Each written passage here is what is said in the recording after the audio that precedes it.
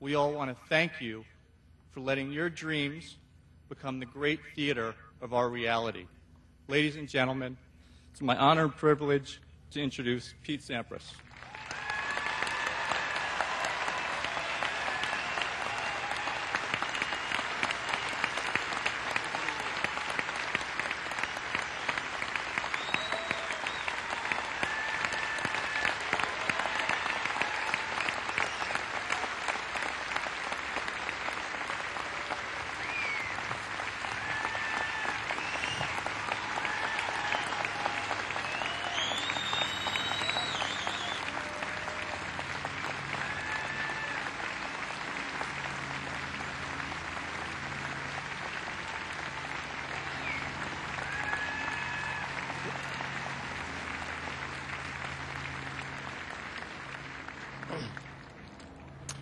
Thanks, Paulie.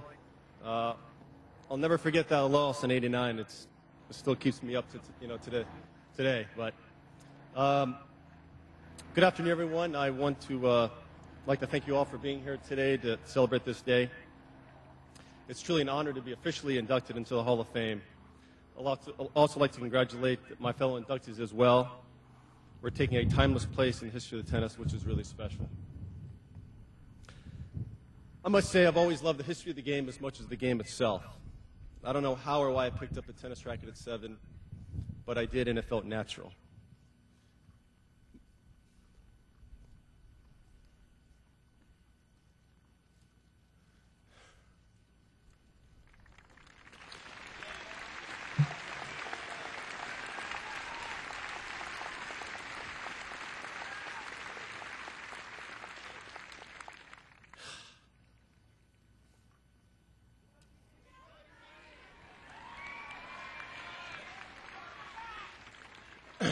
My dad.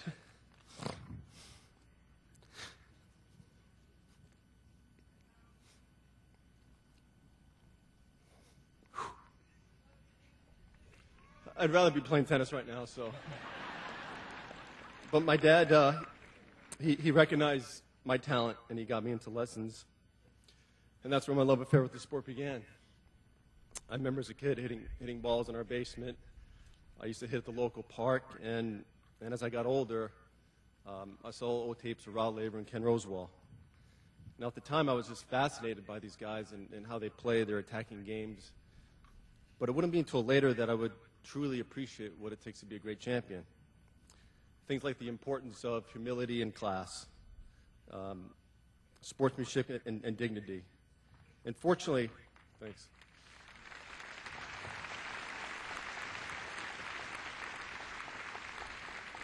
Fortunately for me, all these things tapped into my core values and how I was raised. Therefore, I embraced the tradition of the game from the start. In fact, there were times I would think I'm kind of a 50s player living in the 90s. And as a result, I felt a bit misunderstood by some. But by many, I felt embraced and loved. So to my fans, I want to thank you.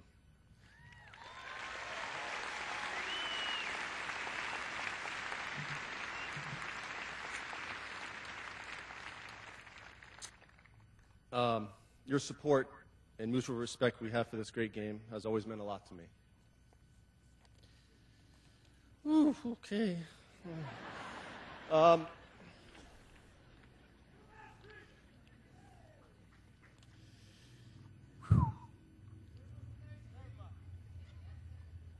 I come from a very strong and close family.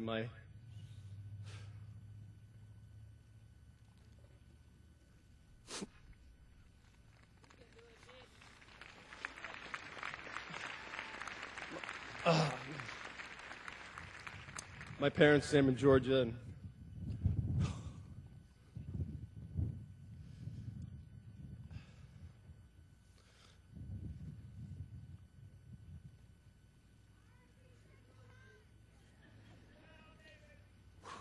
and my 3 siblings, Gus, Stella, and Marion. My family had no tradition in tennis. Yet from the get-go, my dad gave me every opportunity to play. He did everything in his power to enable me to really play this game of mine. I remember as a kid, my dad taking Stella and I to junior tournaments. And as I got older, my mom used to come on the court and hit me balls so I could hit them. And she didn't know what she was doing, but she was great. So they're both involved in my junior game, but they never meddled when it came time for coaches or strategy or strokes. They were more concerned about me playing well and winning, than winning. For example, when I was 14, I had a two-handed backhand. I switched to a one-handed backhand. And they encouraged this process. Most people thought I was actually crazy for doing it, and I had moments where I thought maybe it was the wrong thing to do. But it was this big picture thinking like this that would go on to really define my career. So my dad, he was the provider, my mom the nurturer. Having said that, there's a toughness on my mom's score that few have seen.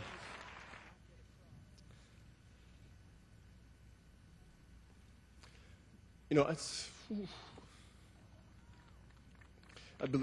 believe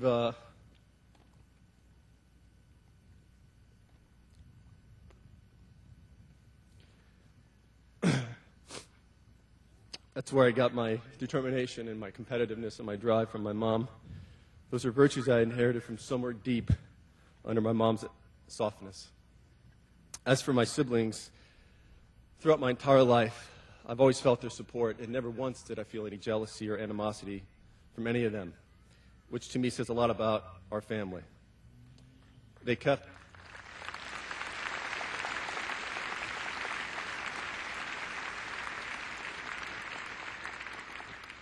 my life balanced. They kept my life real. And now that we all share a newfound role as parents, we continue to grow and grow closer and closer. And I admire them with a lot of respect. So to Gustel and Marion, and to my parents, thank you for supporting me. And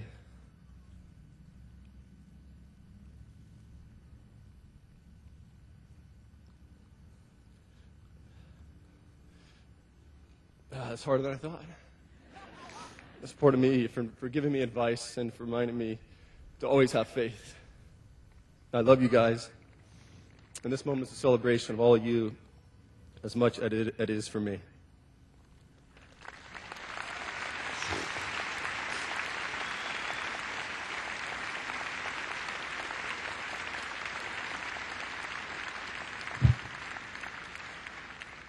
I won my first U.S. Open at 19, and the truth is I wasn't ready for all that came with it.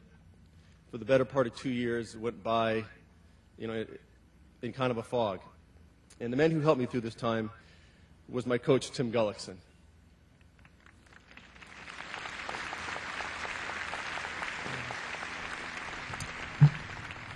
Tim was tough.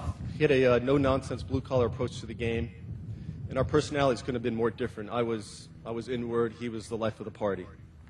But it was Tim who instilled in me a work ethic that I never had.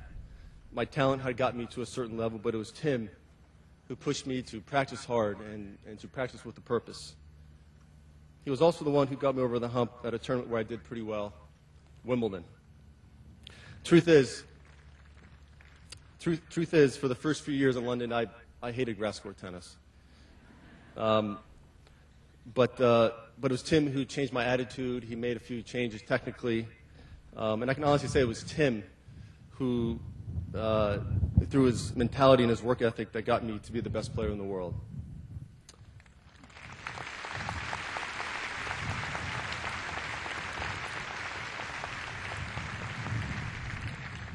Our highly productive and wonderful relationship was cut drastically short when Tim was diagnosed with cancer, and in early '95 he was no longer able to travel with me.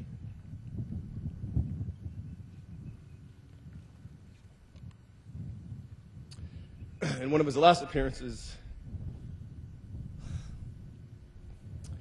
he attended a Davis Cup tie in Las Vegas.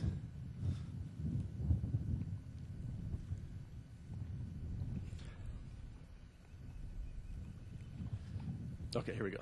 And after our victory, the team was packed with the usual people, and there was a lot going on. But at one point, I glanced over at Tim, and our eyes briefly met, and we had a moment like there's no one else in the room. We were both thinking we ought to be here alone together, to savor this. And in a way, I guess we were. That expression in Tim's eyes remains with me to this day.